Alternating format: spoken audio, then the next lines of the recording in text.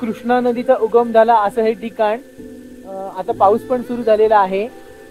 कृष्णाबाई मंदिर हे जे आहे प्राचीन, ते आपण आता या व्हिडिओमधून बघणार आहोत। स्कंद पुराण या ग्रंथात कृष्णा नदीच्या उत्पत्तीची कथा सांगितली जाते। कृष्णा नदी ही विष्णू या अवताराचे स्त्री रूप मानले जाते, त्यामुळे ती समाजात नदी व देवता या दोन्ही स्वरूपात पूजनीय मानली जाते। महाबळेश्वरमधील पंचगंगा मंदिरापासून कृष्णाबाई मंदिरापर्यंत 8 पाण्याची कुंड आहेत।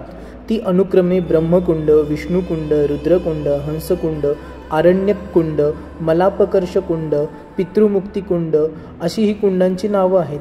त्यातील 8वे व शेवटचे पितृमुक्ती कुंड हे या कृष्णाबाई मंदिराच्या समोर आहे।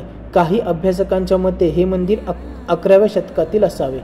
मंदिराच्या शिखराची बांधणी पावसाचा मारा लक्षात घेऊन करण्यात आली आहे। मुख्य गाभाऱ्यामध्ये शिवपिंड व एक कृष्णाची मूर्ती देखील आहे।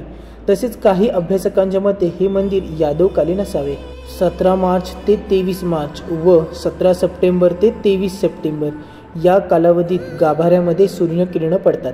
बेसाल्ट रॉकमध्ये कोरलेली नागशिल्पे, तसेच कमळ आणि शिवपिंड, तसेच कृष्णाची मूर्त आणि हे कुंड, हे सगळं दगडांची केलेली वैशिष्ट्यपूर्ण रचना, हे सगळं बघण्यासाठी पंचगंगा मंदिरापासून फक्त 10 मिनिटाच्या अंतरावर असलेले हे मंदिर प्रत्येकाने नक्कीच बघायला हवे।